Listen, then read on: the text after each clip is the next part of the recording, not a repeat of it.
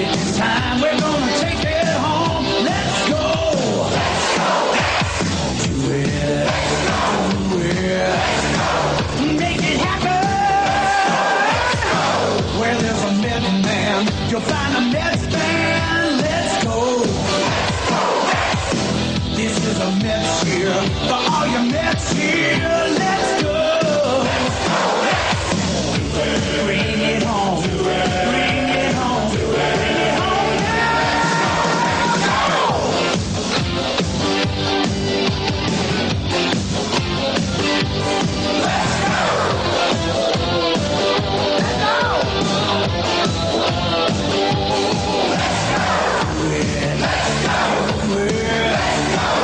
Make it happen.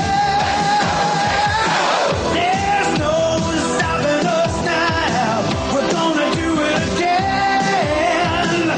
It's not a question of how. It's just a matter. It's just a matter.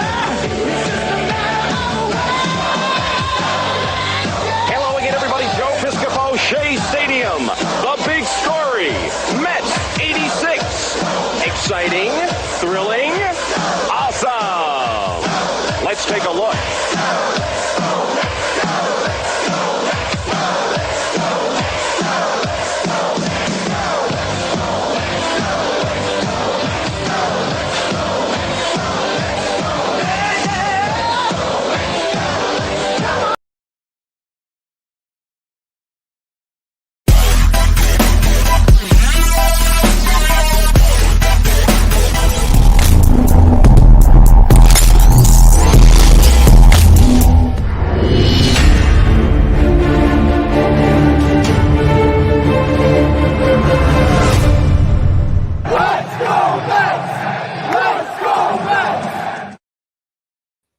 What's up, Met fans? Welcome back to Mets Free Agent Frenzy with the breaking news right here on Talking Mets at Rob.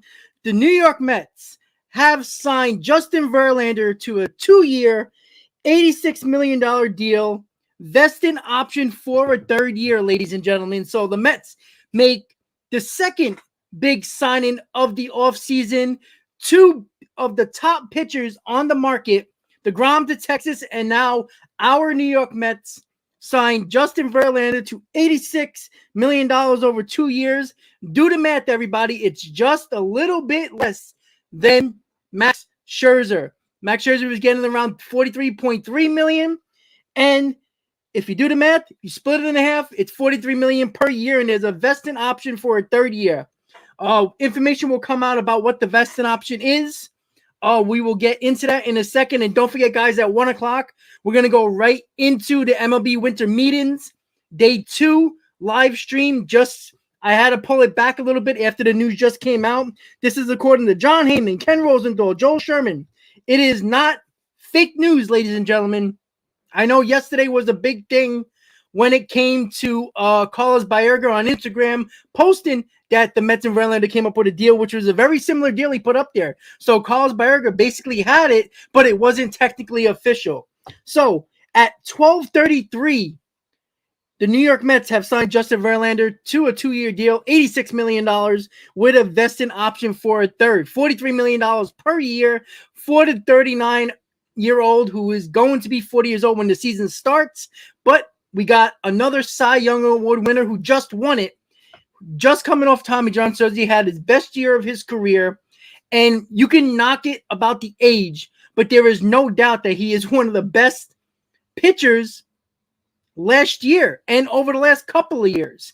You know, minus the Tommy John surgery, this guy has been durable. He's been pitching between 160 and 200 innings almost every year. Last year, he had 170 innings, but him and the Astros took themselves out of games just to save him for later on in the season into the postseason. So there could have been times where he could have went 7, 8, 9 innings, but take them out in the 6th inning. And again, this guy is very good. He's a workhorse. He's a bulldog. He's just like Max Scherzer. He reunites with Max Scherzer when they were in Detroit. So those two buddies are back together, and this is only step one, right? We all knew the Mets were going to get either re-sign Degrom or get Rodon or Verlander. Again, Rodon might be out at this point when it comes to the Mets, but who knows? You just never know where the Mets are going to go. But we do got Verlander. We got our number 1 and number 2. Are the Mets going to go after Carlos Rodon? Are they going to go after Kodai Senga? Are they going to go after Bassett, Walker, Tyone? The Mets are in on Jameson Tyone. You know, other guys like Andrew Heaney. There's a lot of guys that we have to look at when it comes to filling up the rest of our pitching staff, specifically our rotation and, of course, our bullpen. But this is news that just came out. According to multiple reports, Mets 82 years, $86 million, signing Justin Verlander day 2 early on in the MLB meetings. So all the rumors that we heard last night, some people thought the Mets signed him, but it wasn't technically official. But shout out to Carlos Baerga, who went on Instagram and basically gave this deal, and I'll see it right over here. It was actually said. I mean, it's crazy, but it's true. Let's see. Let's see what it said exactly. I know you guys seen it, so that's not worrisome. But let me just look at it right here. Give me 1 second, guys. All right. There we go. All right. Perfect. As soon as it loads, that would be nice for me. But yes, guys, this is good. This is good. This is good. Exactly what we wanted. All right. So here we go. This was in Spanish, but here we go. All right. So I just translated it. Justin Verlander. This is Carlos Baerga last night. Carlos Baerga Mets are close to reaching a 2-year deal of $86.8 million with the mutual option for a third year, 43.4. Once again, he was on the money with the years and nearly right on the money. He was off by a few $100,000. So again, he had everything right. The vesting option for the third year and $43 million. So Carlos Baerga was right on the money with that. So with that said, guys, there we go.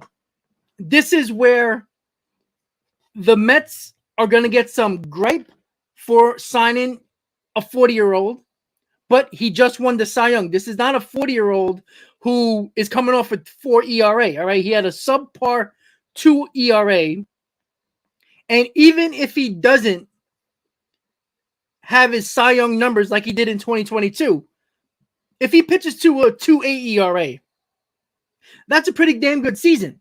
Right? If he pitches that way, he still had a really good year. Again, I think too many people expect the same thing that goes for Aaron Judge, just goes for Brandon Nimmo. All these, I'm not going to put Brandon Nimmo in that category, but everybody just assumes that, oh, look what they did in 2022. They didn't do the same in 2023. Well, look at the case, right?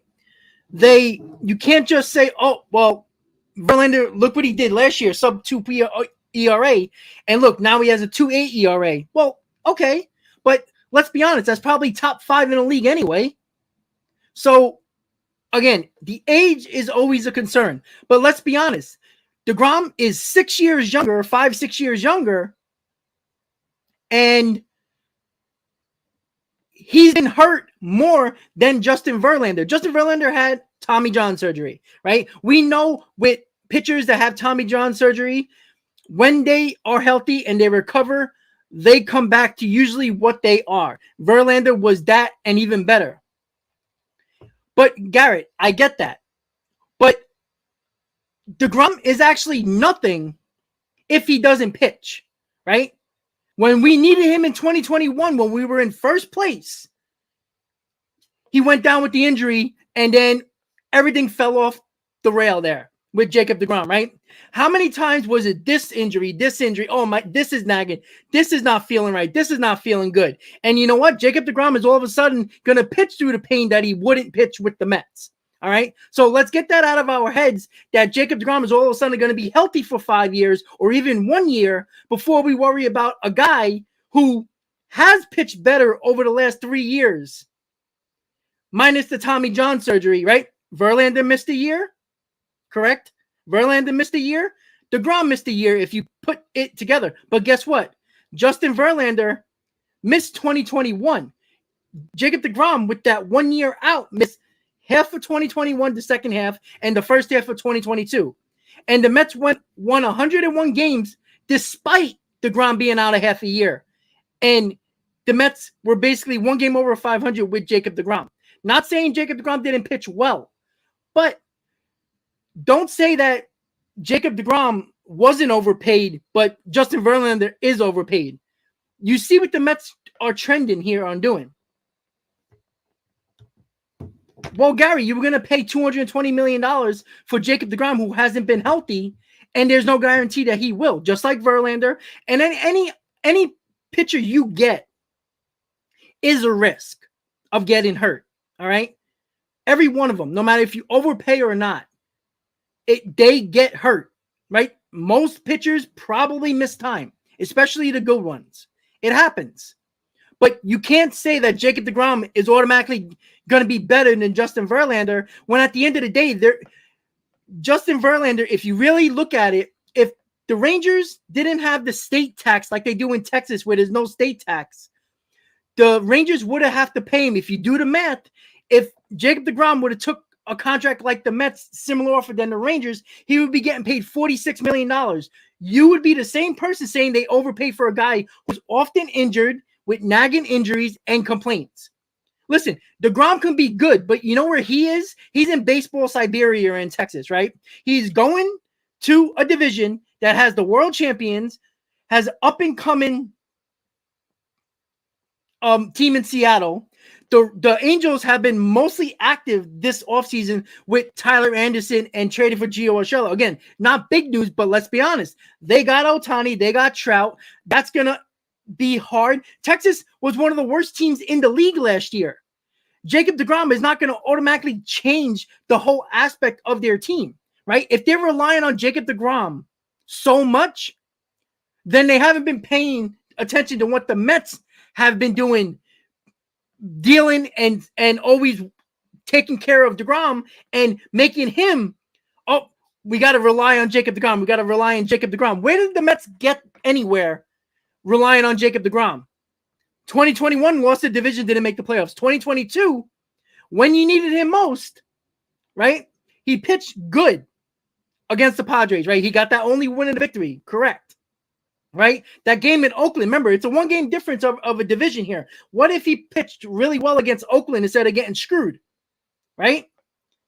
And getting beat up in Oakland against the worst team in the league, or at least one of the worst teams in the league, right? The Mets gave him a 4-0 lead. And look what happened, right? Scherzer, listen, he don't get off the hook either. But let's be honest. Actually, he was pitching and gotten hurt while he was pitching. And then the oblique was an issue, but he still came back and pitched through it. And let's be honest. If you look at the numbers, Scherzer and Degrom, Scherzer pitched a little bit better than Degrom during that time period when both of them were there.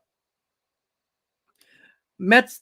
Meet the Mets. Adding Verlander to pair with Scherzer is huge for the young arms. Miguel and Peterson will have pitcher under arguably the third best pitchers in our time. Love the contact. Thank you so much. I appreciate that. I tend to agree. Look, I'm not going to be completely ecstatic and going crazy. I'm not saying this is a no-brainer move and that there's no risk involved. Of course there is, but I guarantee you, Garrett, that you probably want Rodon over Verlander. What makes you think that Rodon is so much better than Verlander? Rodon, in his career, had never had less than a 3.8 ERA, and most of the years have been over a 4 ERA before the last 2 years, when both years, 1 year he had to opt out, which he did this year with the Giants, and the year before with the White Sox, he was in a contract year. The only 2 years he's pitched really well was the last 2 years, one opt-out year and one contract year. So let's not make it seem like Rodon, just because he's younger, means that he should be getting a deal that is well above what people are going to be paying for him. Rodon is going to be getting a contract that is well overpriced, just like DeGrom got, just like Verlander got, just like I guarantee you Andrew Heaney is going to get $15 to $20 million per year, along with Jameson Taillon. So every one of these pitchers are getting overpaid.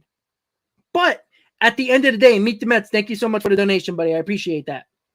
But at the end of the day, you have to, and I've been saying this forever, if you don't pay attention to what the Mets are doing. The Mets are in win now mode. Last year, they had one of the oldest teams in the league, right? We're waiting for Beatty. We're waiting for Alvarez. We're waiting for the possibility of Mauricio or possibly Vientos. We're waiting for our young guys that are supposed to be so damn good to make this team younger. All right? You got Lindor, who is in the prime of his career. You got Alonso. You got McNeil. There's your core. You got to put veterans. You got to put guys that you trust and that you can go after when it comes to put real good players around your core. Again, I guarantee you a lot of you want Brandon Nimmo. Wonderful. You want Brandon Nimmo getting $135 million, and that's the lineup you're going to come up with? I don't care how good your pitching staff is. If your team can't score runs, it's going to be the same results as last year. Benintendi, I'm all aboard. Benintendi is the guy to get. I'm telling you right now, Benintendi, because people don't see him enough, just assume, why would you want Benintendi over Nimmo? Because Benintendi's a better player. Number one, Benintendi, except for last year, right? It was an awkward swing. He hurt his wrist. Those injuries, after you take out the chips of that bone and that bone that is basically useless in your wrist, you take that out, you're healthy. Right? Benintendi, 300 hitter. Benintendi steals bases. Benintendi, leadoff hitter. Benintendi can play any corner outfield you want. And also in a crunch play center field. You can throw Marte to center field, right? You can play Marte four times a week in center field. If you want to give him a rest, you can put Benintendi in center field, right? Again, it comes down to the fact, let's make sure that we spend our money smartly and not stupidly. Just because everybody loves Brandon Nimmo does not mean that he is the guy that we should get and then wipe our hands on the rest of the team, rest of the players that we probably need in this lineup. Benintendi can fill the role of Brandon Nimmo. Yeah, when he walks, he doesn't run the first base. I know everybody loves that. Benintendi might not smile as much as Brandon Nimmo. Again, if you want Brandon Nimmo, I'm on board with that. But it has to be Brandon Nimmo plus. It has to be Andrew Benintendi plus. Justin Verlander is the first step into at least 3 or 4 steps that they have to do. It's not a bad signing. What you're going to see, Rodon, you're going to see Haney, you're going to see Tyone, Bassett, Walker. They're going to be extremely overpaid. You're going to be like, why would somebody pay these guys so much money? Because the market is developing in that way where good pitchers are a dime a dozen. There is no bad pitcher in these markets. You might think they are, but even a bad pitcher, they're probably like, what did Tyone have? Over 4 ERA? He's going to get $15 to $20 million per year. He don't deserve that, right? But that's the whole point. But I'm going to leave the stream right now. If you don't mind, guys, head over to MLB Winter Meetings. That is going to start at 1 o'clock right here on Talking Mets at Rob. Just wanted to break the news that Justin Verlander signed and delivered to the New York Mets 2 years, $86 million, $43 million per year with a vested option for a third. So there we go, guys. We are ready. We are starting the MLB hot stove, the Mets hot stove. The Mets make the second biggest signing of the offseason by bringing in Justin Verlander, the Cy Young Award winner in 2022. Again, you can't be extremely excited, but it's a good move after what happened with Degrom, right? Degrom didn't want to be here. Good riddance. You know who did want to be here? Justin Verlander, right? Also, the Dodgers had a very good competitive offer for Verlander, right? Just as much as last year when Scherzer had a very good deal for the Dodgers. You might have overpaid for Scherzer. You might have overpaid for Verlander. But when Cohen wants a guy, he will get them. And money is not an obstacle. That's the whole point when it comes to this signing here. And we'll see what they're going to do. Could they go after Rodon? I would. Listen, if you want to get Rodon, let's go. Like, let's not play no games here. But we'll see. So with that said, guys, one more time, Justin Verlander to the New York Mets, 2 years, $86 million with a vested option for a third, $43 million per year. He will be behind Max Scherzer as our number 2 starter in Queens wearing the orange and blue. So with that said, guys, head over to the MLB Winter Meetings Day 2 live stream that I'll be starting up at 1 o'clock, 1:05 or so, and we'll talk about everything else that's going on around the league with rumors and everything like that. And, of course, more about the Justin Verlander signing with the New York Mets. Once again, guys, see you in about 10 minutes. Everybody, let's go Mets. There we go, guys. You got our picture. Let's go.